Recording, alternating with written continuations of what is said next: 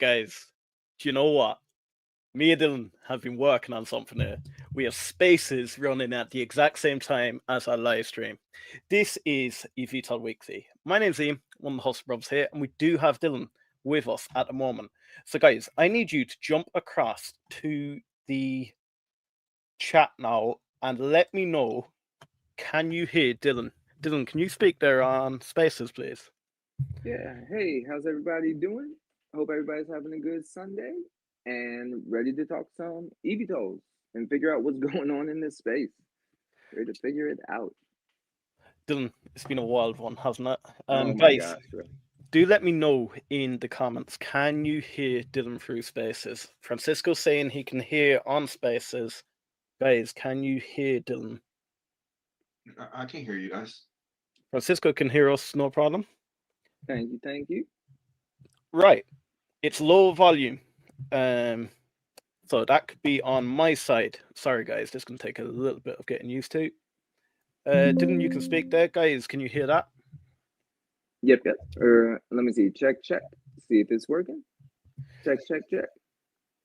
We will get used to this, I promise you. But anyway, what we'll do, we need to talk a little bit about eVTOLs, don't we? We've had a mad, what, last week, even last 2 weeks. Mm-hmm. I want to kind of nip that Tesla, not in the bud. I know some guys do really still believe there's a Tesla link going on there somewhere. I'll cover it when it's necessary to cover, I think. Tesla flying car, that's a completely different story. Tesla flying car, we believe, is happening. But is it happening in a way? I don't know. Is it happening where they're going to have thrusters in it? They're definitely going to have SpaceX technology in it. I put up on X there yesterday all Elon's tweets since 2017 or so. Everything to do with Roadster and what he believes is happening with Roadster. Is it going to be flying? He believes there's going to be 10 thrusters on board the Roadster. These are not going to be combustion engines because it's an electric car, so we're not going to put combustion engines on it. But we are going to put compressed air thrusters on it. Now, I done a little bit of research yesterday, and guys, I know if you watched my stream last night, I am repeating myself a little bit, but I know some of the new guys are here. So, really, what they're going to do, they're going to have 10 thrusters on board. And these thrusters, you can do it easily on Grok. These thrusters, with the battery technology at the moment, have the capability to more or less hover a, say, 7,000 pound vehicle for around 20 seconds. And it can bring you up about 10 to 20 feet. I actually think if they're going for a flying vehicle, this is what they're going for. It's obstacle avoidance. If there's something in your way, you can literally hover over it. Look, that is a completely pie in the sky idea. I have Francisco there, and I mentioned it to him on X. Could it be that Starship is ready for the second stage to come back to landing site with a payload on board? I did go back to 2018, a tweet from Elon where he says the Roadster will be designed to orbit Mars. So therefore, are we going to get, could this Bond technology be, this would be the first car that you could actually drive on Mars? What I think with this Starship payload is they're going demonstrating point-to-point freight delivery, which SpaceX have been pushing out recently. You hear Musk going on all the time about it'll take like 35 minutes to go from like New York to Hong Kong. He wants to do point-to-point delivery on Earth as well with Starship. I then done a rough estimate of the specifications on a Roadster. Look, nothing's bulletproof at the moment. So, look, I'm thinking it has to be somewhere between a Cybertruck and a Model Y or so. With Grok estimates, it would be around 80 to 130 of these could fit on a Starship payload. Now, you're going to say that's very, very expensive. But we heard Elon say around, once you take reusability into account, really you're only paying for the fuel, because at the moment, to fly it on a rocket, you're more or less, it's like expending a plane every time you use it and then getting a new one the next time. And this is where it can get a little bit cheaper. When he said about launch of the demonstrator, are we going to get a demonstration after the launch? And that's why it's either going to be the best of all time, or it could be the biggest flop. And the biggest flop would be a failure of Starship. Look, it's completely high in the sky at the moment. I don't think it's what some people believe, Archer ducked fans being attached to a Roadster. Elon's openly said it multiple times that it's SpaceX technology. They said this will be a SpaceX package. This won't be a come as standard it can fly. Even commented back to someone that these thrusters are designed for braking, acceleration, cornering, and maybe flight. I just don't think you're going to get a vehicle that can do full long distance flight. We're always on about certification. Yes, you could go down the whole experimental class, but I don't know.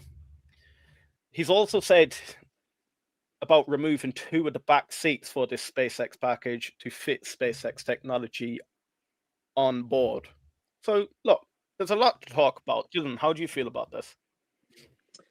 I think again, I guess actually this just came to my head, and everybody forgive me going through a head cold, so a little spacey in the head, but almost like if you didn't have the inducted fan video that had come out, and with again the timing with the UP Summit and all the Tesla rumors that were swirling around there. So let's just erase that if we could from our minds. Would we still be connecting as many of the dots when it came to the Joe Rogan podcast, and connecting any of those features back to Archer?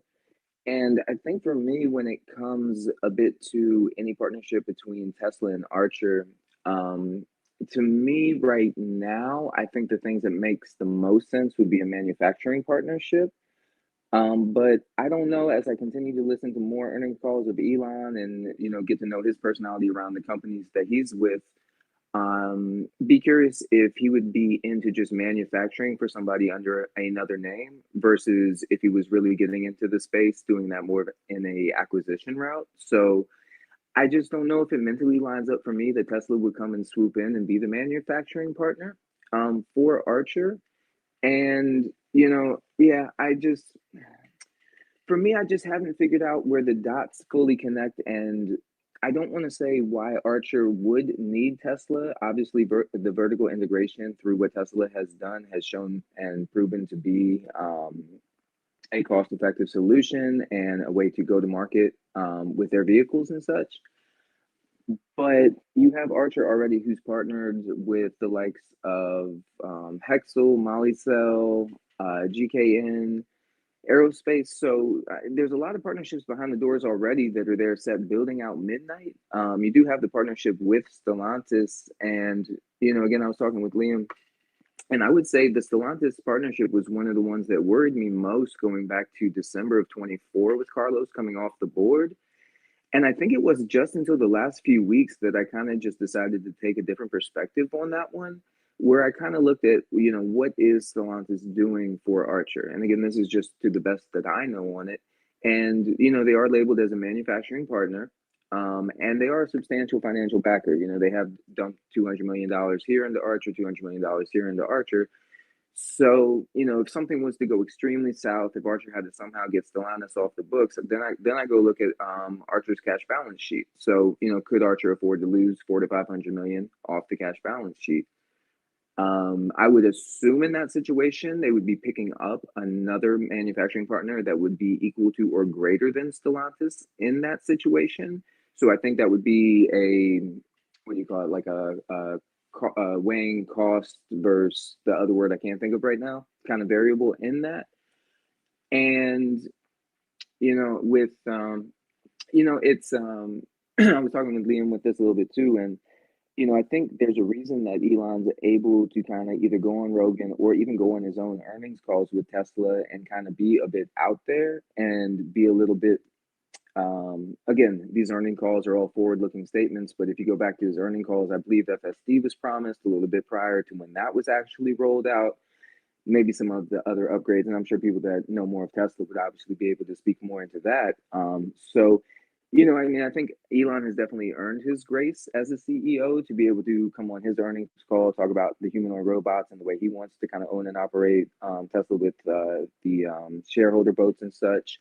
And then when we look, excuse me, when we go to the eVTOL space, when we're listening to like Joe Ben and Adam, we really do hold them to their word. Even though they start off saying these are all forward-looking statements and dot dot dot can change, it seems like or I'll say seem to really stick and hold them to that guidance for the next 3 months. And I'll kick it back to you, Liam. But actually, just on a side note, just as they've had some talks at the SEC going away from doing the earnings calls every 3 months and switching them to twice a year, I'm almost curious, with the larger cap or the mega cap companies, it's interesting because obviously you kind of want them to report in and see what their capex spend and everything is looking at quarter over quarter, and annual year over year. But when you have these companies that are pre-revenue and you're having to prep for an earnings call basically 2.5 months after you just delivered your last one, and you got guys like us that are basically following everything you do.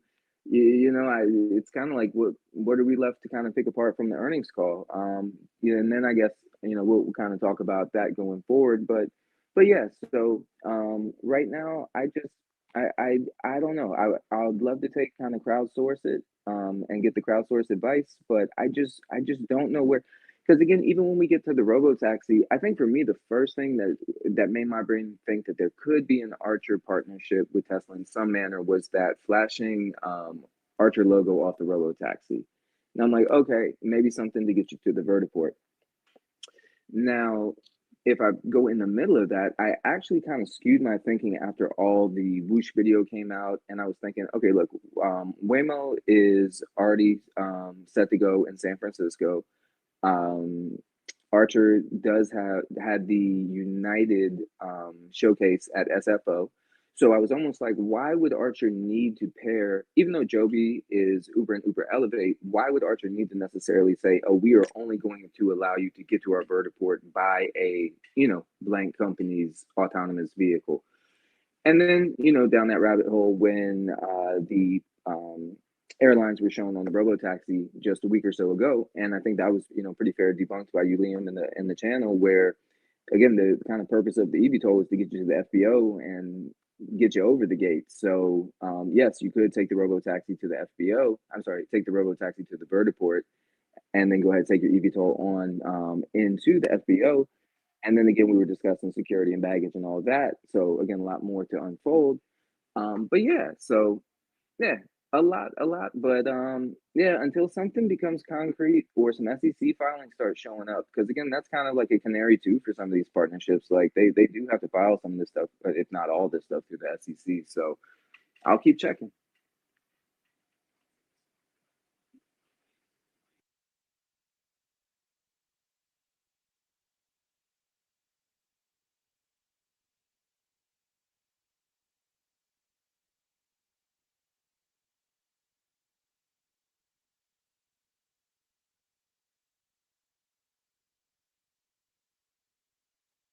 Wait a minute, I was muted there, my guy. So, guys, we're gonna hand it to Francisco in 2 seconds. But what I first want to do, if you want to jump in, you want to have your say. We're running on Spaces at the moment. Anyone that doesn't know what Spaces is, check out the Hustle Bros YT. Completely free. You can jump in, have your say on the channel. Do you know what? Want to make it a little bit more interactive. But Francisco, my guy, how are you feeling about this whole thing? So thanks, Dylan, for that great info. No, yeah, I think we all talked about that, the Tesla and the Archer. That will be like a dream come true, I guess. As you know, I'm starting to invest in Archer. I'm up to like 1,600 shares, I think, somewhere around there. adding slowly. But now that's a lot of great info, Dylan. I just wanted to say that I do have a Tesla and I just got version 14 a few Okay. days back. Bro, that's a big jump. The software upgrade was amazing. Like my car now goes from my garage. I literally put the address where I want to go, and I did it today. I just wanted to go buy something at this Cuban restaurant, and I'm in South Florida, by the way. So the car took me there, park, find a parking spot, the best spot, closer to the building, park. And then when I left the place, put my home address, and he took me straight to my house, park at the house. It's crazy, amazing.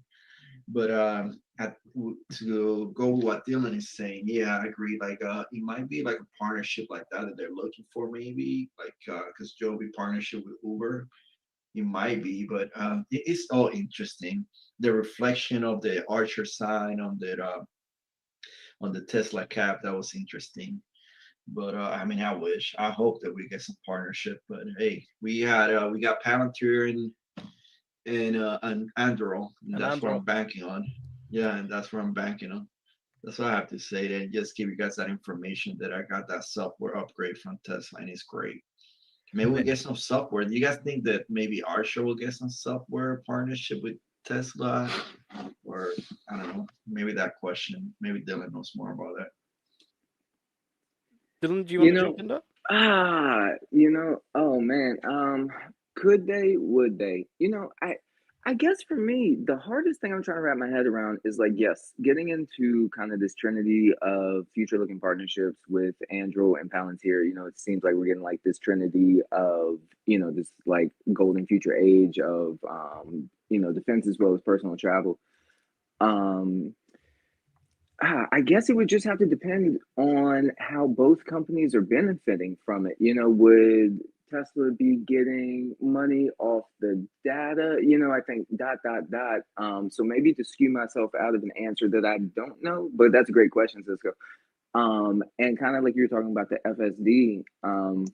When we do talk about the autonomous flight, and we can kind of skirt off this pretty soon, but just something I floated out to a few people where I was watching the World Series the other night, and I just remember where it was like 20 years ago, they've had the automated strike zone and everything, but it's been so hard to pull that human umpire away from the plate and allow something automated to take hold and even just call balls and strikes. So it kind of had to make me just kind of take pause again. So to get these air taxis, or even if they're, I mean, yeah, because they're on the commercial air taxi route on the autonomous side, to have public adoption of these, I feel like it's really almost going to have to be proven out a little bit in the 2D space and continue to have the Waymos and the robo taxis kind of be those things that people are getting comfortable with having that driver at the wheel, and then being able to elevate to that 3D area. So yeah, I mean, I'm still curious. I still want to know more about, again, I know about Palantir and the ontology. I want to say that they go a little bit more maybe into the ramp of the manufacturing, being able to figure out the golden line and then move that down to Covington. But also I've been looking at, and maybe Cisco, I don't know if you know about this, but I was just curious, like looking at the different flight patterns and such that Archer's taken. I would assume that the altitudes they hit, speeds they hit would be somewhat on purpose. So I'm just kind of curious, like, kind of if you have a 2 combo lock, 3 combo lock, 4 combo lock, 5 combo lock, how many more um, mathematical equations or whatever can basically be granted from that. So let's say you take 30 to 50 flights and you have 30 different altitudes, 45 different speeds, and 25, 30 different times in the sky. Once you start compiling those into, the super ontology database, is this going to be giving you then, your data on your battery charge, and kind of, how much, time in the air, time to recharge, and, just any other data pulled. And also on something that I believe was mentioned on the last spaces that we had given. I believe it was eVTOL Buzz down there that was that's in the chat on the spaces, who was talking about also getting the weather data that could be transmitted back as well off of those. So lot of interesting data pieces coming off of these. And maybe once we get to it, there was also an interesting data piece I found, which might also roll into the certification of the aircraft when it comes to the charging ports. So yeah, y'all keep at it, but maybe bring up some more data once we get to those too. Well, thank you so much for that, Dylan. And then I want to jump straight back to the comments on YouTube. Guys, I apologize so much. Just we're trying to run this at the moment. We will get it smoothed out over the next few weeks. But do let me know in the chat, do you like this new format? This means absolutely everyone can call in. And you know what? I'm so excited to bring Chris Pye to the show in about 2 minutes. This guy is vast CNC. And wait till you hear this guy speak. He'll leave you in awe. He is very knowledgeable in everything drones. So let me jump in. So we have George. Big shout out, George. Hello. Volume is low. Is the volume okay now? Do let me know. Bruce Fellens, check out. Alto says, yes, hook them. Hi, guys. Love the background. You know what, guys? What do you think of my new background? Do you want me to go back to the hustle profile with the green screen on it, or do you like this? Do let me know. And also, I'm not on my phone for the first time in I don't know how long. I'm back in my studio. Yes, I am. Jabo Kit says, I'm starting to listen to you guys more often. Good work, fellas. Thank you so much. Thank you so much for the support. Guys, do smash that like button. It does help us get shared around to everyone. I think 11 of you have liked it so far. Can we try and smash that up to 20? There's 58 of you there between X and YouTube. And then we have, 5 years spaces. Dax Player says, one thing sure, it won't take 17 years to build like an S4. Tesla will be able to roll it out pretty quick. The only thing that will slow Tesla down is FAA certification if they want. This is what I believe, honestly, guys. So, with a Tesla flying car, it sounds more like, listen to the interview. Elon goes on about Peter Thiel wants flying cars, so you may as well be able to buy one. So, I think Elon likes to set himself challenges, like making the Cybertruck bulletproof.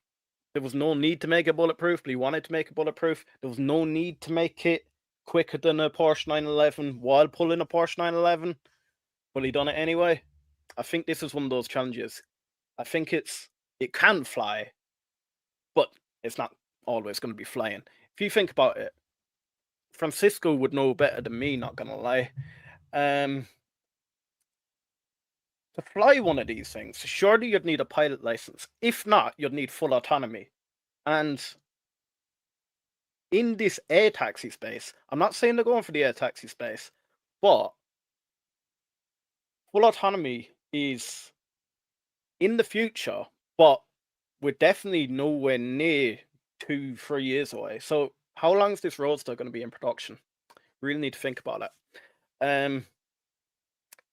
That's the only way you'd be able to roll it out to the public with full flight would be full autonomy. And then even like obstacle avoidance, hovering and all that, like, I don't know how. Surely that will come under the FAA bracket because this vehicle can take off. Like, I don't know. Dylan says, thanks, JBO. Great to have you here. Dax lol. Dax says, and it'll be easy on the eyes. Sorry, I had to get that one out. Smooth, right, Dax? That's okay. Kyle Gunn says, so happy you boys are back on Sundays now. Let's go. Do you know what? I went through a whole stage. So Mark parted ways with us. Look, there was no falling out with Mark. Mark just went on to do his own thing. But then it sort of came down to a stage. I'm pushing out more videos now. Live streams, it was a bit like, I don't know, are we going to keep them up? Are we not going to keep them up? Reese can be very busy. I know Dylan has a family. So it was, are we going to keep eVTOL Weekly? Are we not? And then everyone wanted eVTOL Weekly kept. So do you know what? We thought we'll come up with a bit of innovation. We'll make it a little bit different. Everyone seems to like spaces. So do you know what we want to do? We want to bring Spaces to YouTube. That way you still get your eVTOL weekly, but we're adding it to Spaces too. Back says, if anyone has doubts about a Tesla Archer, look into the relationship between Stellantis chair and Elon Musk. I know with Stellantis, don't they get tax credits? They purchase tax credits off Tesla. I heard that in Europe somewhere. Dylan says, feel free to call us, Dax Player. Yeah, guys, any of you, but Dax Player, yeah, no problem at all. Jump in, the Hustle Brothers YT. Come straight across and yeah, just put your hand up and you'll be able to talk to us. Do you know who I want in here is Bag of Holding? I'd love that one. Is Matan on Spaces too? Matan, do you know what? Matan's on holiday at the moment. He is out in Puerto Rico, is he? He So was in Costa Rica last I Costa saw. Rica, that was it. Invest in DD says, hi Brotherhood, want to see Adam fly with a convertible midnight. Invest in DD, you're another eVTOL creator. How do you feel about the whole Tesla thing? Backsplayer said, who literally saved Elon during the Model 3 production crisis in EU. It was John Elkann, chair of Stellantis and Ferrari, who Musk has profusely publicly thanked, which is not common for him. Dylan says, thanks, Dax. I'll have to look more into that later on. Anthony, big shout out, my guy. Anthony, jump in across onto Spaces, my guy. Glad you guys are back on. eVTOL sector strong into the end of the year. When the tide rises, so do all ships. Mark Berry did say that, my guy. George says, yes, sorry, it was on my end. I like this format. Thank you so much. And then J-Ball Kit says, I'll be looking into John Elkann. Chris, welcome to eVTOL Weekly. How goes it, my brother? How are we getting on, my guy? I'm doing pretty good. It's 6 o'clock. I'm about to check the futures and see what kind of ondos momentum is going to happen because of the Wall Street Journal article. Chris, what I would love you to do here, look, there's 67 people here. I love that elevator pitch you done on Ondas. Guys, anyone that doesn't know Ondas Holdings, I want a quick elevator pitch from Chris to let you know everything about this whole drone industry. We will be covering it. We will be covering the earnings call.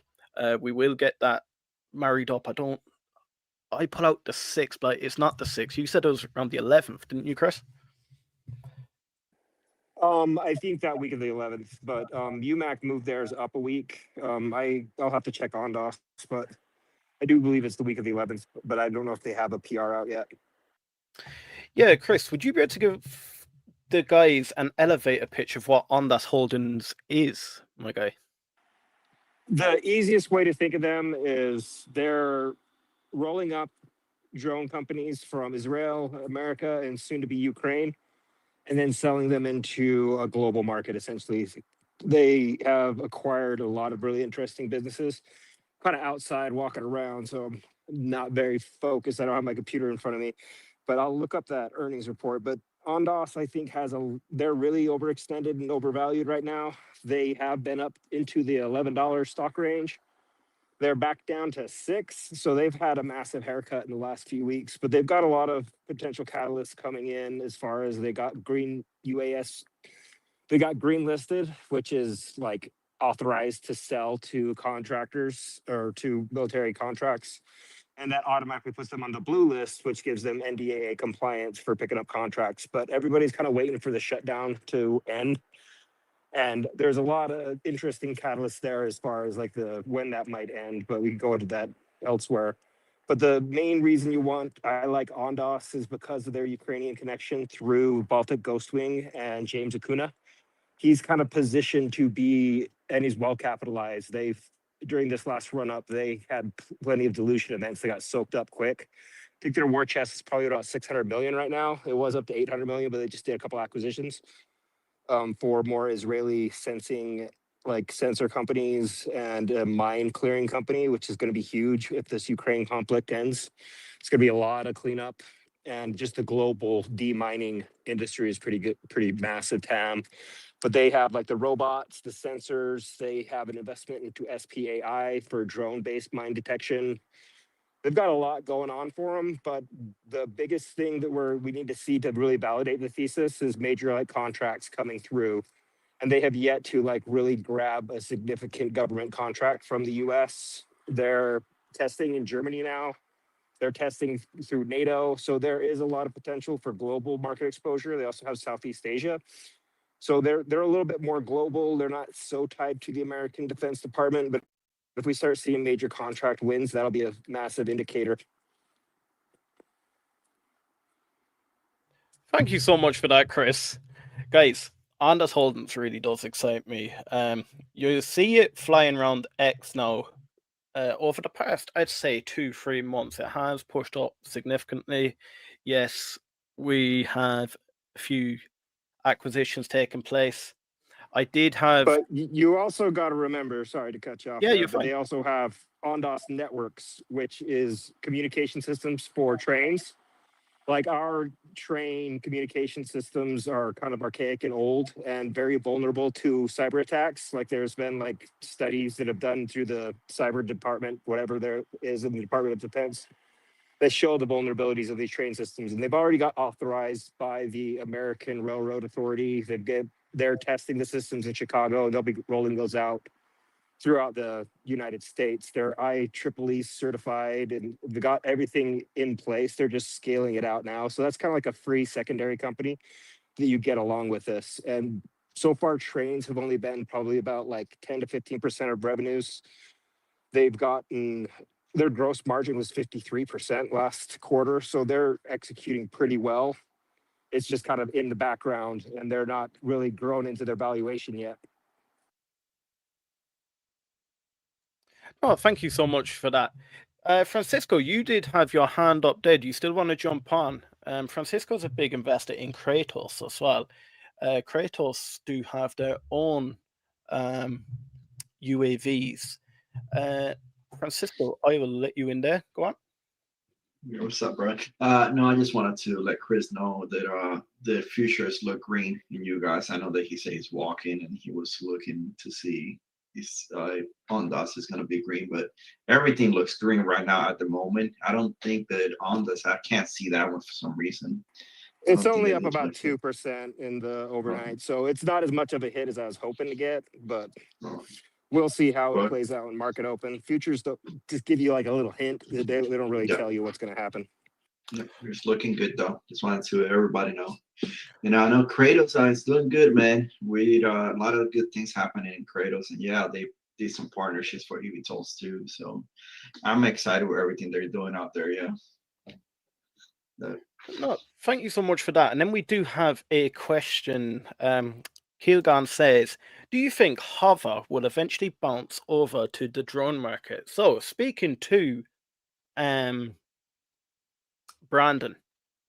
Cavra X5 primed for that unmanned drone market. Now that it would be quite a big drone. You can carry around 150 pounds. Now, really, the only thing that worries me there, and I've said it a few times now, is they do have one Cavra X5 produced, but the manufacturing facility is quite small at the moment, and they'd have less than 12 million worth of capital left. They are razor focused at the moment on getting that Cavra X7 flight demonstrator out.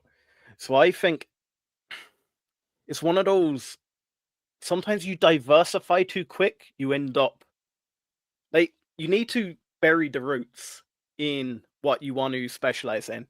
And at the moment, they feel like they have all these little roots down, but I don't know. If they want to go off that drone market, they need to just start pumping out Cavra X5. But if they need to produce another Cavra X5, they need to put the Cavra X7 on hold. Do you get what I mean?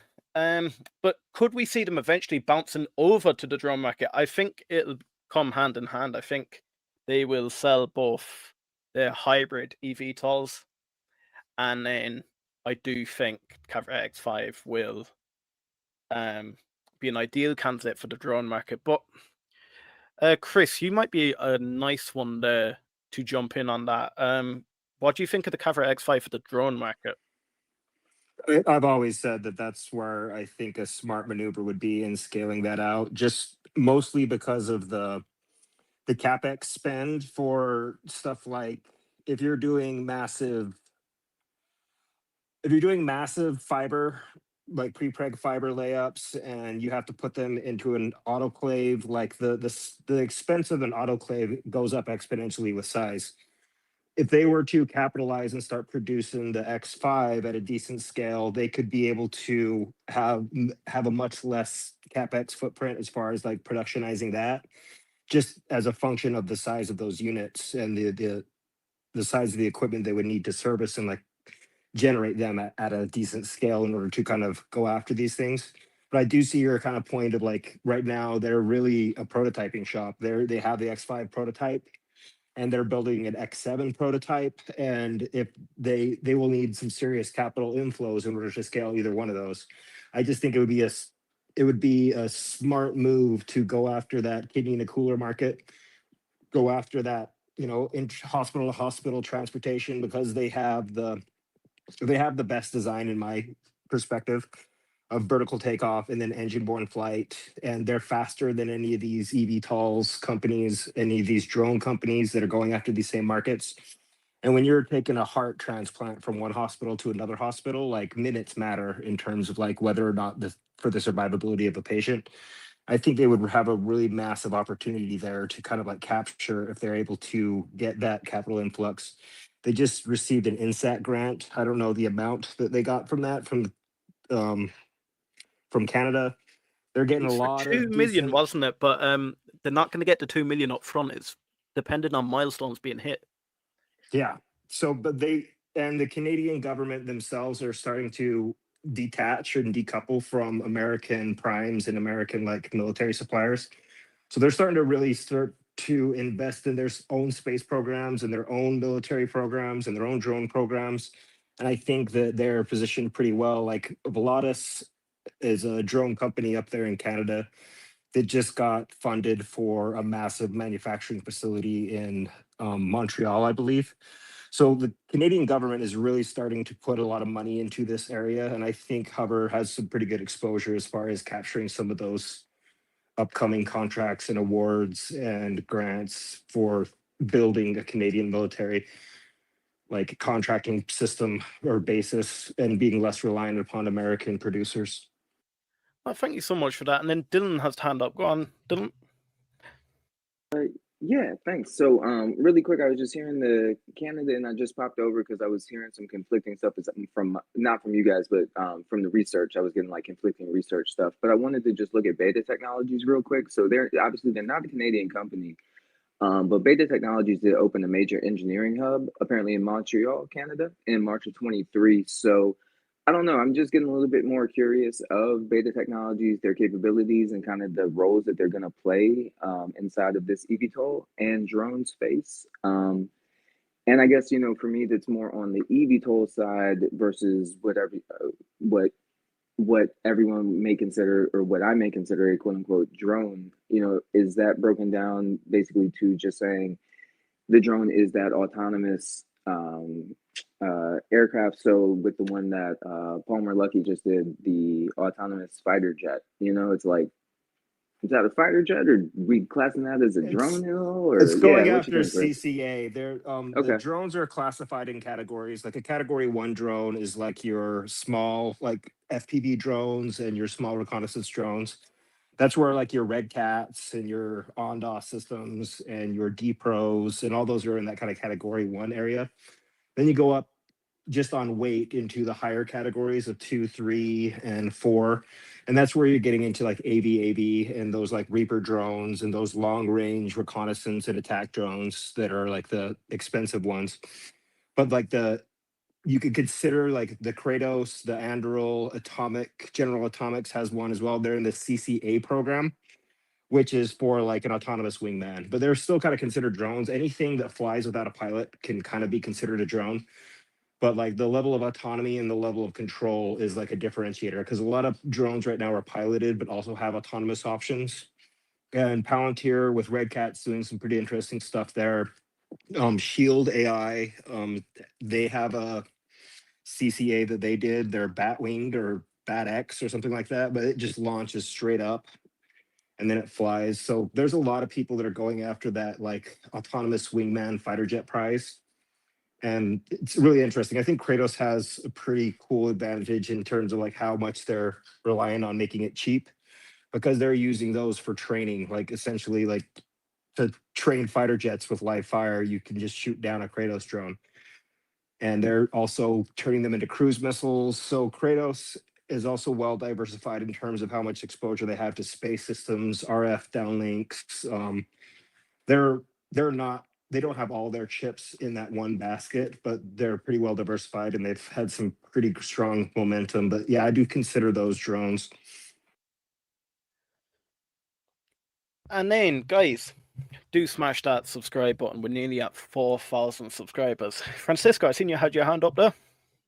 Oh, I was going to talk Chris on down Kratos. Kratos, I think, has the advantage, like the first mover advantage, because they're being training the Valkyrie like here in Florida for a while. Like, and they already have contracts with the Marines, and Europe, I think, put an order for that Valkyrie too. And they were just they are so ahead. They already have done training missions with fighter jets, and I think there was a F-15 that flew with multiple Valkyries already, and then they have a smaller one that they took an order for from what was it? Thailand. Thailand was no Taiwan. Put an order for the smaller drone too. So I think they're just one step ahead of everybody, which I like. Yeah, they also have solid rockets, space systems. Yeah, like there's so many things that are hidden inside of that Kratos onion. Yeah. Oh, yeah. They have an engine, I guess, that they partner up with GE for drones, and I guess just they did a test this past week that up in like 30,000 feet. Go ahead, Dylan. Sorry. No. You're doing great, Cisco. But I was gonna just say it's just so interesting, almost as I hear this, whether it's the Beta or Kratos or Palantir connections.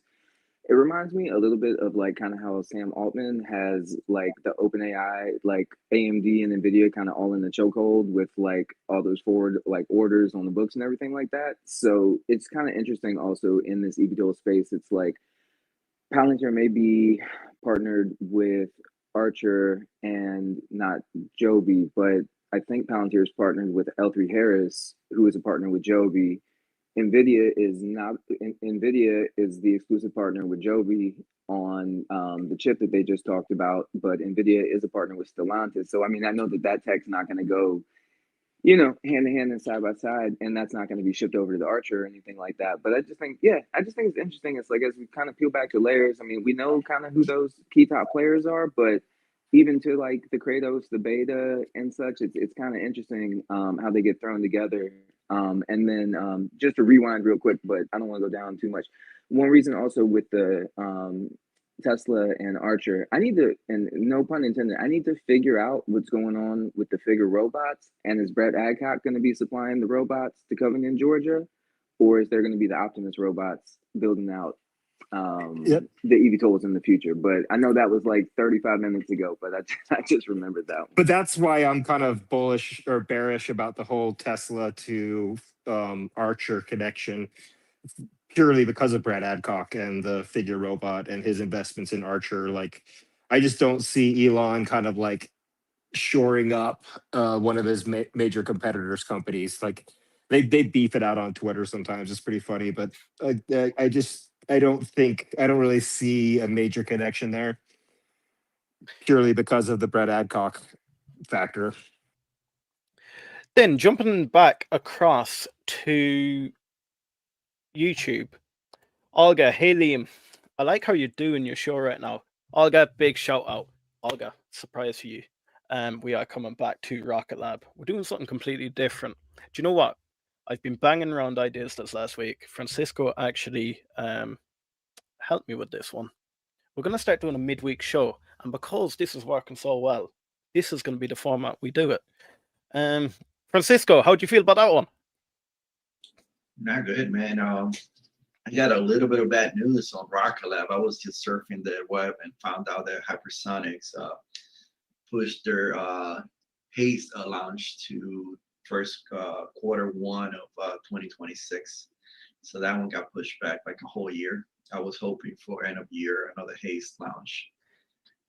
That's what I got on Rocket Lab. But yeah, awesome. Yeah, we need to do that because I think that we're getting so much information now from Rocket Lab that just waiting for a weekly is it's not enough. I think. You know, we'll cover that. I was going to tell you. Chris, do you want to jump Yeah, in with that what- on I that was with going us? to tell you something. Oh, go ahead. I had a question about some Oh yeah, cool go on. stuff that I found.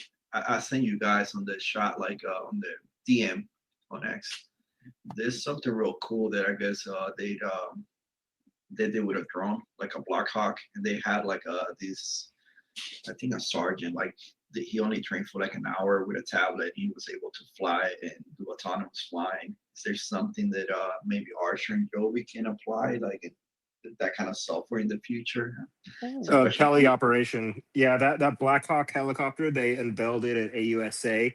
It like is a Black Hawk that the entire front of it just opens up like it looks like the Predator, like when he opens up his mouth and the jaws come out, and then they just deploy out tanks. But they pretty much took a Black Hawk and turned it into a drone. And that was a pretty wild demo. You can look into that, like the Black Hawk drone. But yeah, it's just like for deploying like small vehicles and stuff to the front lines, like no pilot, no risk. You can just deploy out like unmanned surface vehicles and drop tanks or drop logistics stuff. It's pretty interesting. They're doing a lot of really big drones that they kind of unveiled at AUSA.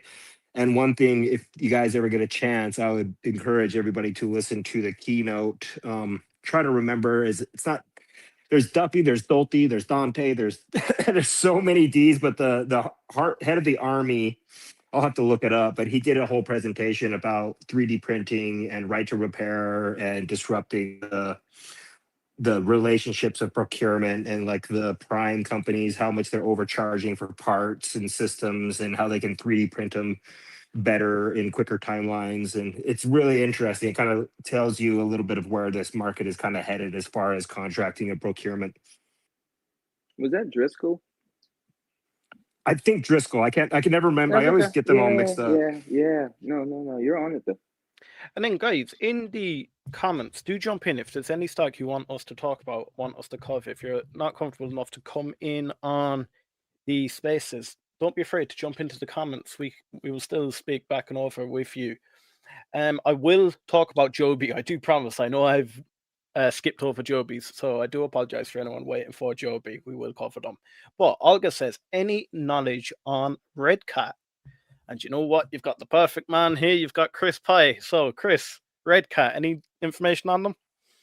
I have been invested in Red Cat. Like when I first started to like invest into drones, I was looking at like I was invested in Palantir, like, and I was looking at all the companies that have associations with Palantir, and in the drone space, that's Red Cat essentially, and Ondas. So Palantir was really the reason why I first took positions in to those two drone companies. The reason why I'm no longer invested in Red Cat is George Mattis, who like kind of like invented their Black Widow drone, which was formerly Field Drones, which Red Cat acquired. He left the company. And so it's no longer kind of founder led. And they've also been missing a lot of their deadlines and their production kind of like benchmarks that they need to hit to fulfill their Army contracts for the ISR program. And Skydio is also in that program, and Skydio has just been executing and delivering while Red Cat is just kind of like fumbling the bag there. I just don't have a lot of faith in their ability to execute. And one of the things about the Palantir connection as well is Red Cat they're using Palantir's systems for autonomous flight. What they do is like you take like the newest kind of like satellite reconnaissance images from like something like a Planet Labs or a Black Sky, and you're constantly feeding that into the drone, and it's doing comparisons between the satellite imagery and like the imagery they're having and navigating that way. So you can the thing can navigate in GPS denied environments, which is really interesting tech. And they've also announced kind of like certain partnerships with Edge Autonomy, which is Redwire's, and AVAV. But like the extent of that partnership is like, okay, this system with this connection could deploy a Red Cat drone a Black Widow drone.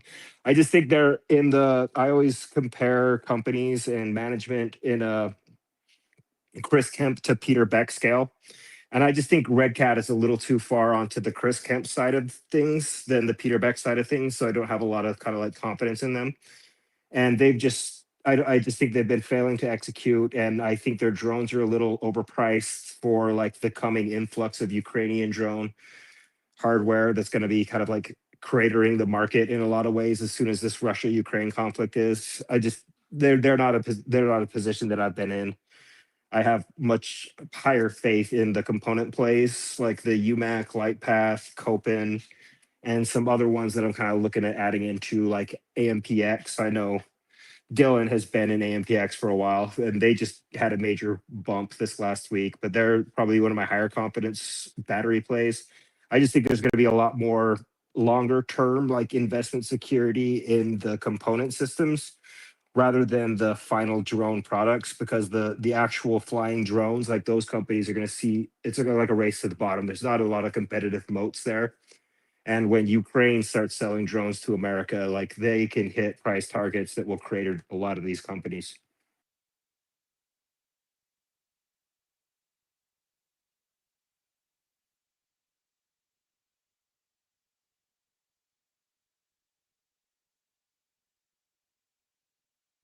Minute, I'm muted again. Thank you, Olga. I hope that helped clear that up even a little bit. You're always welcome to jump in if you have any questions about Red Cat, any other either eVTOL, advanced air mobility drones, anything like that. Then Invest in DD says Superpilot will be an additional revenue stream for Joby. So, guys, anyone that doesn't know, the Superpilot is going to be Joby's full autonomy. NVIDIA, they've just done an exclusive launch partnership. They're the only aviation company in this whole launch of the IGX4. The one thing though about that though, real quick, Liam, is Yep. like, is that framed as exclusive? Because the IGX store is pretty much an edge compute device. I can buy one. Like, Yeah, so it's I did find an article. Let me actually try and get it up. Apparently, it's a exclusive. Let me just double check it.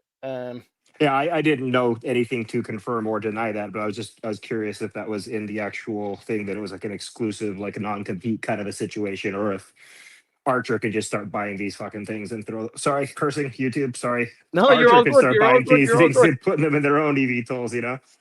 Don't worry, we've turned off ads completely, so it doesn't really matter. That's why And you can only really curse within the first 5 minutes to affect the algorithm. Like after 5 or 10 minutes, I think you're kind of fine. let me double check here. I'm just going straight on to Joby.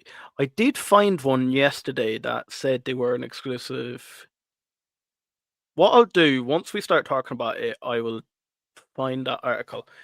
But yeah, so the IGX4. So I really went down a whole rabbit hole there last week. Look, I'm not that up on Palantir. I just don't understand Palantir enough to invest in it. They're doing unbelievable. It's one of my biggest regrets not jumping in it. When it was like, I think when I seen it was $8. I know some guys caught it as low as $6. But yeah, it was around $8. Me and Reese looking at, but we just couldn't understand it. I just don't think you should invest in something you don't understand. I said it before with the Culper report.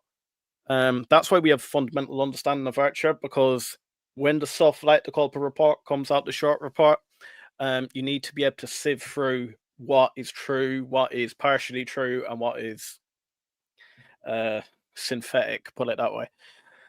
So, really, my best understanding of the difference between both the NVIDIA partnership with Joby for this IGX4 chips and Palantir's partnership with ACHR is really comes down to the fundamentals of what Palantir and NVIDIA actually do. So if you had a chessboard, Palantir would be the chessboard. NVIDIA is the pieces. What Palantir does is spots errors in data, pulls masses of data, and helps come up with solutions to real world big problems. And that's what they're going to do. They're going to end up streamlining the manufacturing processes, the logistics, the flight corridors, etc. for ACHR Aviation. NVIDIA chips are the brain. So a bit like if Palantir was the car, NVIDIA would be the engine. So NVIDIA's chips are going to be the brain of the aircraft. It's able to make split-second autonomous decisions. It's going to collect real-world data. Now, we don't know for certain, is it from the Cessnas with the X-Wing partnership, or is it inside the S4? Chris, you have your hand up. Do you want to jump in there? I'm actually a data analyst as my day job, Okay, and yeah. I've used Palantir software, so I can give you a little background about how Palantir works. Okay, yeah. You could kind of think of it as the best no-code data integration platform ever devised. So what it does is, let's say that you have all of your shipping data over here, and you have all of your sales data over there, and then you have all of your telemetry data from like your plane's operation. Palantir, like their competitive edge is in their semantic ontology, which is kind of a fancy way of like saying that you're building the language of your business. Like you can think of it as semantics, dynamics, and kinetics. Like what are the things that are being moved around inside of your business? Can we develop a common language for those things? What do those things do on like a daily basis? Like you have like a sale of a particular product, you have like a movement from one operations center to another, you have inventory drawdowns. Where Palantir does amazing work is by setting up that language of your business and then using that to connect data from anywhere in your business and get it into one unified kind of picture of how your business is operating and how things are moving. But like the data that they're able to incorporate isn't just tied to like your sales data or your marketing data. It's also like satellite telemetry. It's also like visual data. It's so many things that they can just incorporate into one picture. They started out by selling this system to the CIA after 9/11 in order to like look at cell phone data and tower data to try and triangulate like the movements of terrorists and stuff like that. So they've been in that data integration like space heavily through the military, and now they're bringing it into businesses, and they're booming essentially by taking this technology. It was originally invented around the PayPal days to track the scammers, like the PayPal like scammers on eBay that would like set up shell corporations, like these Russian guys. They were able to map the relationships between these different accounts based on like little metadata signatures and like certain names and all that, and use that to kind of detect fraud at scale. And then they sold it to the CIA, and now they're selling it to businesses, but they have a massive competitive advantage when it comes to data integration. And like when you use their software, you're literally dragging and dropping data sources, you're setting connections and pipelines, and then you're adding that language framework on top of it in order to streamline all your operations. That is by far, guys. I want a round of applause there for Chris. That is the best. I've said this. I've been going around in this whole YouTube space for 2 years now, and by far that is the best ever description of what Palantir does. Every I could I've go ever on asked, further into the connection with NVIDIA and Joby and all that, but just wanted to kind of like put a pin in that Palantir assessment, you know? oh, honestly, anyone I've ever asked can't give me a straight answer on what Palantir actually does. Thank you so much for that. Then we have Jobo Kit says, same name. I almost went in at $6, but didn't know enough about Palantir. All in on Tesla though. I'm really building that Tesla position even higher now at the moment. But Jobo Kit, I hope that description by Chris helped just a little bit. And that's the beauty of this new format. We can just bring all these guys in. Look, the more people we get, the more knowledge we have. If we build this community, if one of us doesn't see it, another one will. So Do you know what? This is why we're making it completely free. No ads anymore. And if that doesn't make you smash the like button, I don't know what else will. Please smash that like button to help grow this space. Dylan, do you want to jump in there? Yeah, this is going to be on topic, off topic, on topic, and then we'll jump to Joby. But finally, I get to kind of tell the story out loud. So it was like 08, 09-ish. My wife was working at a custom T-shirt company, and this company, Palantir, had called them. It was her first, like, and in the company's like $1 million order of T-shirts or whatever. So fast forward to 2019, she was in like more of like private sector consultants, sales and all that. And she actually interviewed for Palantir and didn't get the job. And she's working at a different firm right now. But it was interesting because then you started to hear in the last few years about how CARP doesn't want to sell the steak dinners and PowerPoints and stuff. So one is kind of like, oh, if she got hired, that would have been a sweet little time for her to maybe pick up some company shares. But then also on the other side, it's like, well, I can see why they didn't have to hire salesmen and women because the product literally sells itself. But also just maybe curious on, because I know I talk a lot of Archer, but I did do some studying on Joby, and I'm curious with this, and anybody jump in, please. But it would be on the charging port, and I just kind of want to bring that up. There was about an hour-long interview that came out a few days ago. If I do remember the channel, I will definitely shout it out. But it was a really cool interview, and it was with one of the Joby. Was it Molly something? Oh, Molly is great. Molly O'Shea is great. This was a gentleman. I think it was like Sky something in the name. But I'll definitely shout him out because Or Sandy Monroe? It wasn't Sandy. Also was watching him today though. No, good call. He only had a channel up for like a few weeks, and apparently he grabbed this interview with one of Joby's EV charging engineer guys. And he really, so about 50-minute interview on the charging port. And so with Joby, and I'm sure a lot of the Joby investors know this, but it's new to me that their charging port, so they don't go with the CCS, but they do go with what they're referring to as a GEACS, GEACS, and I can get you the real thing. I got that in my notes elsewhere. But what I thought was interesting about that was you have Joby who have two connecting ports, AC/DC, both on the charging stations, but they have connecting ports on both wings. So they have charging capabilities on both wings. One charging port per two batteries, I believe, 4 batteries in total. But you have an adapter, they were saying, that can be shipped in about a 20-foot storage container.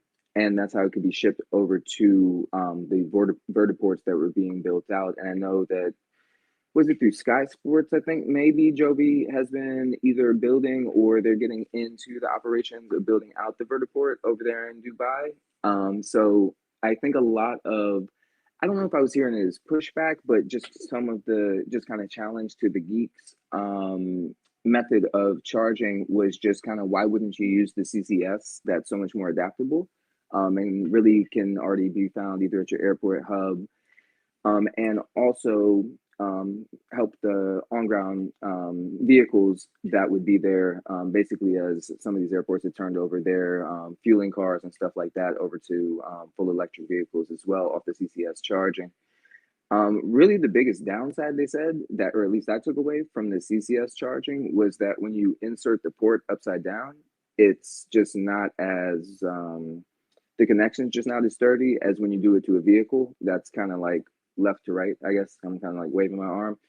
But you can pin it in up at the top, so it's not like the connection loses, but I think the gravity aspect of having the CCS charger there was one of the downsides. But in that, was looking also a little bit further into kind of the CCS charging, and it did bring me over to Beta. And again, Beta's been one. So Beta Technologies was the one I was talking about earlier too, and they're out of Vermont, I believe. And from what I gather, they've really designed their aircraft to be cargo ready.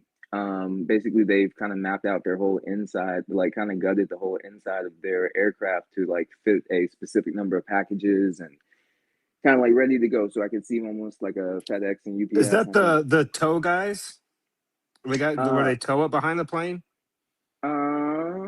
I'm trying to think of, because I'm not as familiar with Beta, and I'm just trying to get the mental map. I know there was some aerial footage, but they have been doing. They're a bit longer range. I don't know as much on the specs on Beta, but I'm about to grab them right now. But I do believe that they're longer range than at least Archer. And they have been doing. I'm just going to put info on Beta Technologies. They have been doing actual tests. I believe they have piloted test flights as well. They're over at the Paris Air Show. I don't think they're on New York Stock Exchange at the moment. But what I did notice was kind of if you form a triangle, so if you put Signature Aviation at the top of that triangle, Archer is a partner with Signature Aviation. Signature Aviation is one of the largest FBO operators, and they have about 200 or so FBOs, I think, around the globe. And so Beta has the CCS charge box. And so Beta is actually a partner with Signature Aviation. And Signature has actually already went and integrated, I believe, the first Beta charging box. I think it's up in the Northeast. I can always fact check that too. But and this was kind of a point to the data. That's what I wanted to bring it back to. So it was interesting in the interview, and I don't know whether to make this variable or just kind of neutral in my head, but the Geeks designer, excuse me, was speaking about how because they're going to pull the data off of the S4 through the charging port, as opposed to the data being stored on board on the dash, I believe it would be on the Midnight, that the cybersecurity risks of basically they were saying, and I think in so many words, like when you plug your charger in, you're risking a cybersecurity something with having all that flight data on the control board versus it being more secured, being just in that charging port that's going up. And then he had mentioned something where the on-ground charging ports are not FAA regulated because they're ground maintenance equipment. So it really has nothing to do with the FAA. So I'm just curious to gain more information how that plays into the kind of 12% that Archer sits at versus the higher percentage towards the TIA certification that Joby is at.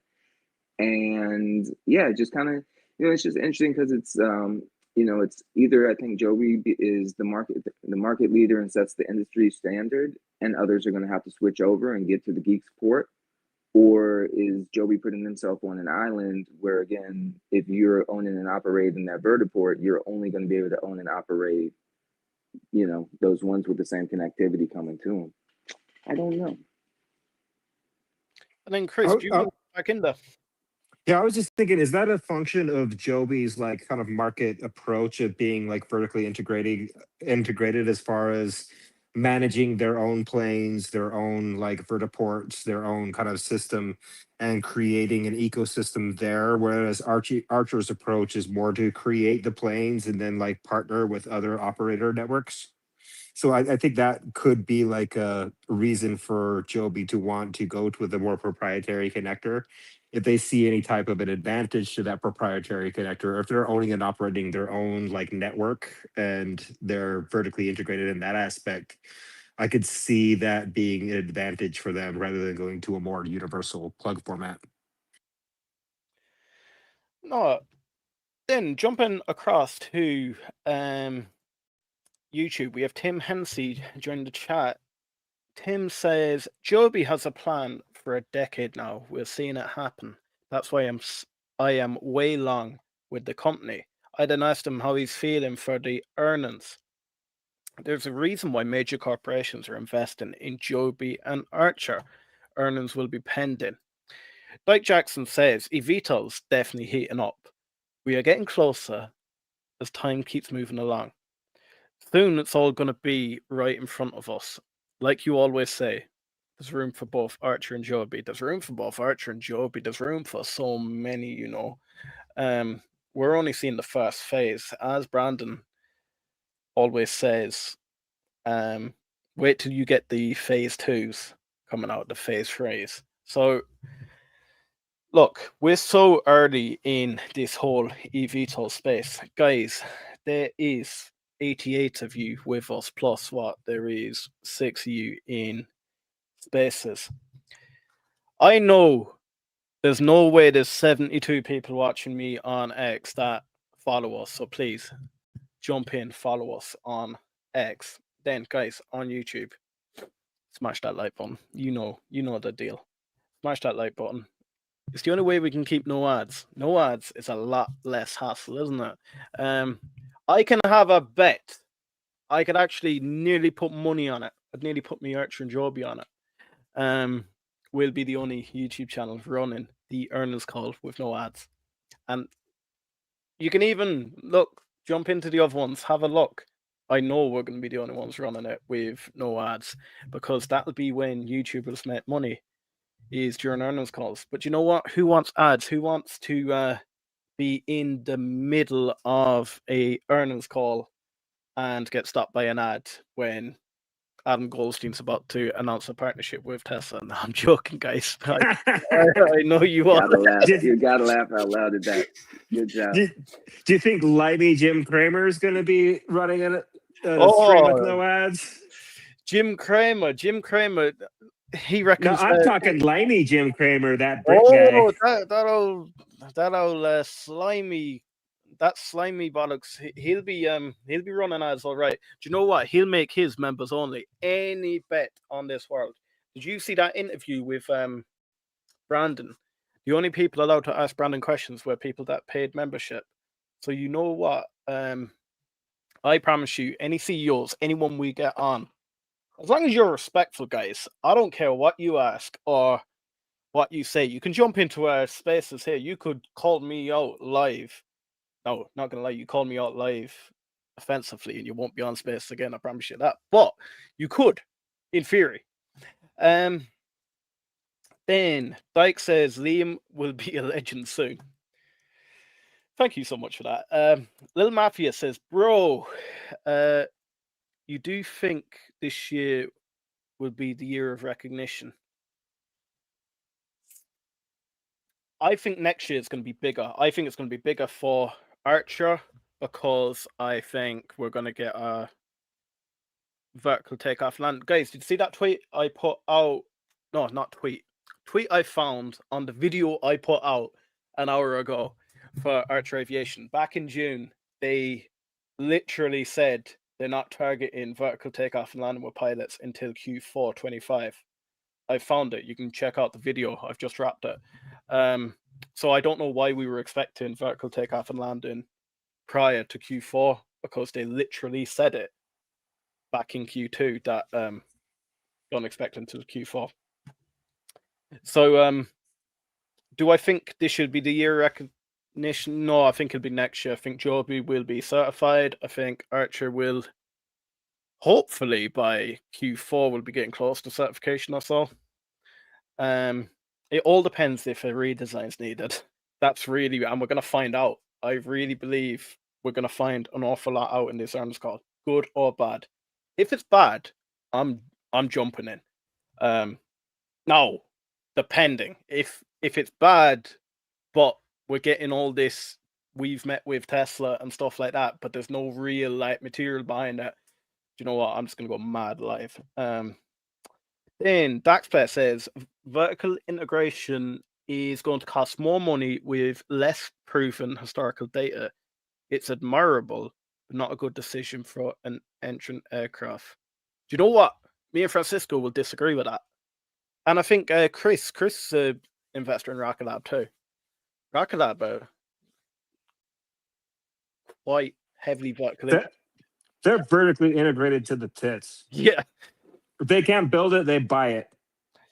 So you only have to see what that story's done. So no, I do think vertically integrated over the long term is going to come to fruition. To be quick, yes, I can see how just using the trade and testing method is working. But look, no matter what we say about this vertical integration, Joby's proven it. Like, Dax, you know I'm on the same team as you. We both invest in ACHR. But look, I do invest in Joby too. you can't deny that Joby is doing what they said on the tin. They can vertically take off land, shown the S4. Like until Archer can prove it, we can't really like fire back at Joby with stuff like that. Tim says after earnings on both companies, there will be a small pullback. Buying time for Joby or Archer, get more of both. I agree, and I think Archer could be a big pullback, my guy. Really depending on what happens. Jim Cramer doesn't know his pup from his baker's food. I've never heard that saying in my life. I love some of your guys' sayings over there. I've never heard of them. And then like some of my sayings, I say like away with the fairies and stuff like that. And I remember a guy who used to stream with never heard that saying before. Tim Hensey says they will cash their first paychecks from Dubai probably. Guys, I'm enjoying this a lot. The only thing is, it's coming to around an hour and a half. I know that, look, it's 2:00 in the morning here. This is what we're going to do going forward. We're going to do spaces. I like spaces, you know. I like being able to bring everyone in, be able to speak to them. People will get more comfortable. We will start getting more and more people in. Francisco, Chris, have you put your hands up? Whichever one of you wants to jump in. Oh yeah, I put my hands up. About spaces, just for everybody. I just want to make an announcement. I invited like Philip Johnston to Spaces Investors like on Tuesday night at 8 p.m. Oh yeah. Yeah, he's going to be this Tuesday. He's going to be on at 8 p.m. with us with Jacob and Jacob is the one on yes. Spaces. So yeah, Tuesday night, come and join us because I don't know if you guys know, but he does the Star Cloud company for data centers in space. They Yes. just launched their first satellite last night, and they are going to be testing that one. He said that it's alive, that they have connections, so it's going to be a very interesting one. They also have a partnership with NVIDIA, and I'm just can't wait to talk to this guy on Tuesday night. So I And just wanted to Google. invite everybody. Google was their primary seed financing, and they're launching Gemma in space, the Google model. Yeah, it needs to become a hot topic. Like Bezos was talking about it. Matt, I think, was talking about it. That Google CEO, ex-CEO, he bought Relativity, and he said in one interview that he bought that company because he wants to put data centers in space. And now Elon Musk has been talking about it too. So I don't know. It's going to be an interesting one. Hot topic there. That was it, Liam. Guys, make sure to jump across. Follow Francisco Space 5, is it right now? Francisco. Yeah. Yep, Yeah. Francisco Space 5. Yeah, Jacob Key. It's Jacob running it, is it? Or are you running it, Francisco? Jacob, I'll probably be a co-host. I actually invited him, and next I'm gonna be inviting the one from this company, Astra Forge. Like, oh, mate, can I come on that call? Yeah, for sure. I'm gonna hit him up next and invite him to a Space Investor Spaces on Tuesday night. Yeah, I'm sure he'll say yes. He already has said yes to me. I just never scheduled him on the show, so that's probably gonna be one of the next ones. And I think the guys are working on Redwire to bring in Redwire too. So I mean, we're just trying to bring more people and just get more information from space. We all love it. Guys. Yeah, Redwire earnings next week. Archer and Joby's earnings next week too. Like, I don't know how much we've dived into like earnings speculation and stuff, but like these next 2 weeks, like Drone Week is November 10th through the 14th, but Unusual Machines move theirs up to next week. So these next 2 weeks are going to be like my entire portfolio, like bringing in the report cards, and this is going to be like a parent-teacher conference. Fun week. Yeah, it's going to be fun for sure. It's going to be a wild one. Guys, make sure to jump across. Follow Francisco Space 5. You'll be able to find Jacob that way, but I'm sure Francisco will be pushing up the spaces on his X. You're going to want to follow Chris Pye. Chris is Vast CNC. Yeah. Anyone that doesn't know is Vast CNC from the chat. Chris doesn't need selling. He's demonstrated what he's like today. I joined the spaces with him that last day. He was explaining everything about the drone industry. He does regular spaces on drones. So guys, make sure to follow Chris Pye on X, and then of course. Yeah, and it's Oh, VastCNC is my actual handle on X. oh, it's too, VastCNC, so- your actual handle, is that? Yeah, yep. And it's you can call me Crispy. I tried to lowercase the P so it was a little easier to pronounce, but Crispy. Perfect, Crispy. But Chris Pye, I'll accept them all. They're just labels. Then, But by the way, Crispy, he actually is one of the co-hosts too now. I think on Space Investors too. He's jumping on and helping us out with that. Does a love great it. job. So Tuesday's gonna be fun. I'll just want to see all of you guys there. Yeah, I'm looking forward to it. Like, especially like, Pan Man's gonna have some questions.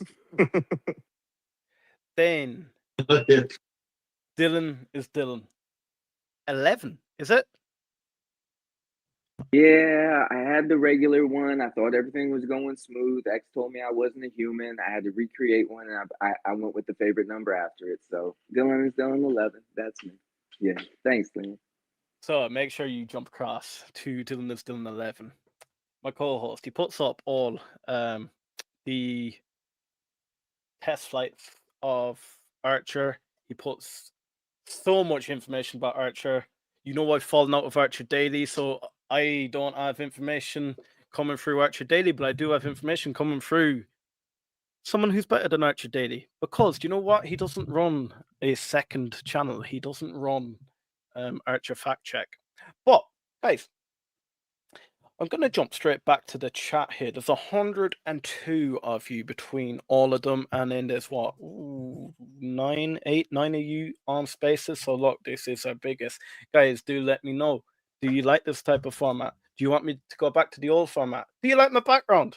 Completely different background. Could have the Hustle Brothers back on, but you know what? This looks more homely, my guy. We then have Tim Hennessy says, awesome show, brother. Thank you. No problem, my guy. Look, every Sunday we're gonna run these. We're gonna keep that going. I'm then gonna do my regular. I'm trying to do the Monday, Wednesday, Friday where I just go live. Probably me on the farm, just chatting about stocks. I'm then gonna run my daily videos as I always do. And you know what? I might cut down on the shorts. I know they're a bit overwhelming. But yeah, Dax Player says, apples to oranges with rockets.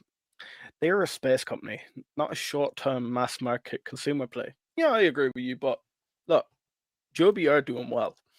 Little Mafia says, why do you expect a pullback? We are all not expecting any revenue. We expect guidance, vision, and plans for Q4. Now, for Archer, I expect a pullback because I am not actually expecting them to announce good news about the vertical takeoff and landing with the pilot on board. I think that'll be pushed back. I'm not expecting Q4 25, which they did pull out. I do expect it to push into next year. I am thinking there may be a redesign there. We will bring Dylan in 2 seconds to speak about if he would expect a redesign or not.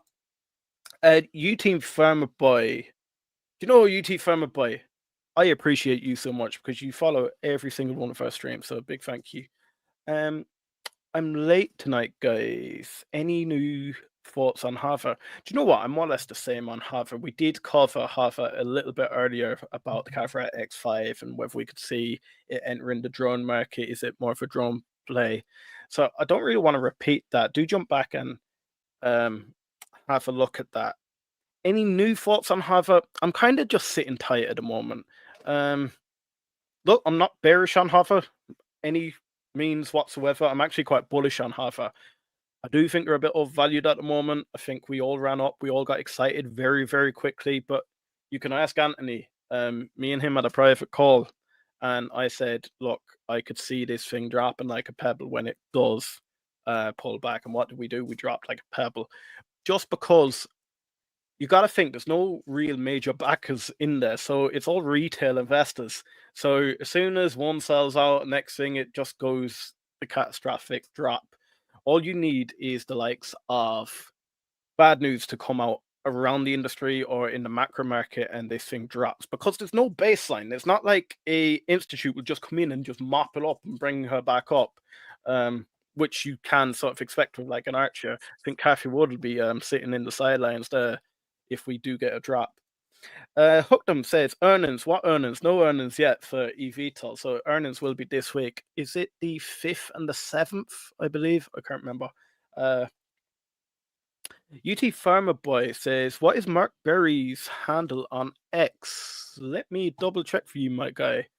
It's Glass Air and then some Oh, numbers. it's Glass Air 276 or 278. Glass Air 278. Look, I'm not only a host, I have a brain as well. UT Farmer Boy, thanks, Liam. Will you, Liam, are you out in Southern California anytime soon? Southern California? No, I'm not. But I may make a trip. Do you know what? I need to go over. I need to see my guys. I need to take a trip to see Dylan. I need to take a trip to see Francisco. I need to take a trip to see Chris. Do you know what? There's so much traveling. Me and Reese were actually speaking about this. We do need to go over there and have a look. We'll all meet at Wallops. Oh, we'll all Yeah, meet at Wallace. Yeah, for sure. I'll be Um, definitely doing that. But I was gonna say I go to South California a lot lately. Been going there lately. Probably gonna go there soon. So we can meet up with whoever that person is. Is there a reason? I know that Kratos is around San Diego. Where should he go? I'm dying to go there.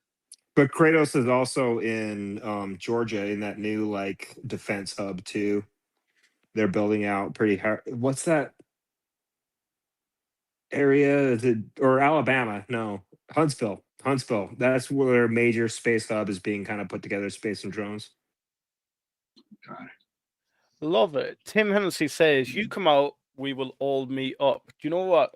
That seems like a deal. Guys, we could. That UT Farmer guy is probably close to me. I'm here in Utah. If they say UT Farmer, that's like he's describing my childhood. UT Farmer Boy, are you from Utah, my guy? I can drive to San Diego, Tim Hennessy said. Do you know what? That'd be a wild one. Imagine a Hustle Brother meetup. That'd be insane. Guys, do you know what? My name's Liam, one of the Hustle Brothers here. This has been wild. Invest in DD says steak and beers awaits for you in Athens, Liam, anytime. Do you know what? I am coming to Athens very, very soon. I'll actually reach out to you on that. We will meet up in Athens. Yeah, guys, I'm back on traveling again. But do you know what? Because I've actually worked out how to. I actually have to tell you a story here. This is completely away from stocks or whatever. It's kind of about channel, but I changed my phone provider.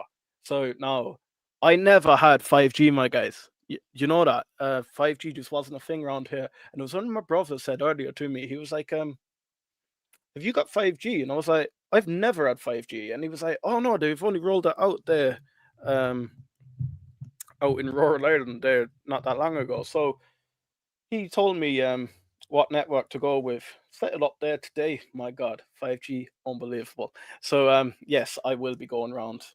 If I am in the likes of Athens, I'll still be able to create videos. We're not taking breaks anymore. We're gonna keep going. Tim said, "You had me at steak and beer." Do you know what, Tim? Come to Athens, my guy. UT Farmer Boy says, "Lol, no, Tennessee. UT as in University of Tennessee. I'm a pharmacist, lol, but I have worked on the farm." Do you know what? A farming pharmacist. That is absolutely wild. My name's Ian, one of the Hustle Brothers here. You have to jump across. You have to follow Francisco. You have to follow Crispy. I've got your name right. Crispy. And Dylan is Dylan on X. Also, 102 of you here. There's what? 9 of you in Spaces. If you like this new format, if you don't like any ads, if you want to come to earnings with no ads, I'm telling you, we're going to be the only YouTube with no ads. Someone proved me wrong. And no, do you know what? Invest in DD is just going to put no ads on his one. Anyone but Invest in DD if they run no ads, do let me know. But guys, do smash that subscribe button. Do smash that follow button on X. Do smash that like button on both. My name is Ian, one of the Hustle Brothers. This has been great. This will be the format from now on. Francisco, you put your hand up just before we left. Go on. Yeah. I was gonna say, are you gonna do the next Rocket Lab launch? Is November 5th. They're having a launch. I know you were doing it November with Chris back in 5th the is day. ACHR's earnings, I think. What time's that at, my guy? It says 1945 UTC. No, it's Joby's Yeah. earnings. Joby's earnings is at market close. So would that be that'll be at night, will it? I don't know what your time is. See, we're out there. 1945 UTC. Let me see, where are you? Oh, I'm UTC. Aren't I? No, I'm an hour before UTC. Am I? Okay. I can't remember. You can't remember. What's that For market me- time, dude? For me, that will be 2:45, 2:45 East. 2:45 market time. So will that have, yeah, Eastern. So yeah, it's And I what think time's the market close? afternoon, 4 so p.m. or for you? 4 p.m. Yeah. So it'll be right before the market. Oh, close. yeah, So, okay, we'll so do it'll that. be good. Francisco, we'll do that. Yeah, we can do that. We'll run the launch, yeah, and then we'll roll straight over into Joby's earnings, guys. That'll be a wild one. Let's watch a rocket launch, and then let's watch our stock launch to the moon, right, guys? And then we have like the twins, the Escapade mission should be launching soon too. Hopefully early November now. We have to follow that new Oregon. end launch too. Yeah, New England. Thinking about football. The new Glenn just did the hot fire and it was good. So apparently they cook a alligator while they're doing it. But if everything goes well, they should announce a date any time now. I don't know. But that would be a good one too. I can't probably see the launch from my house. I'm like in the middle, like up between Miami and Cocoa Beach where they are. So I'm able to see the launches solid, Yeah, no, we'll definitely run that. So yeah, we will run a rocket launch on Wednesday. We'll then run Joby's earnings Wednesday. We'll then have the post show Joby's earnings. What I'm gonna do, guys, we're gonna do a spaces at the Joby's earnings, but what we'll do, I'll run the spaces after the earnings call finishes. So prior to earnings call, it'll be myself, Dylan, Reese. If any of you guys want to join in, you can. We will run the pre-earnings, then we'll roll into the earnings call, and then after it, I'll set up a spaces. So again, anyone can jump in, have their say on the earnings. That'll be quite fun. Dyke Jackson says, good collaboration with YouTube Live and Spaces on X. I like it. You know what? Innovation. I like it. We're going to keep trying to push the barrier a little bit further. Thanks, Dyke Jackson. I'm really glad you were able to make it, Dylan says. Thank you so much. Yeah, I will go now. My name's Liam. I'm the host of Breakfast Too Smart to Describe on the way out. And yeah, I'll probably see you tomorrow on a live stream, guys. Until then.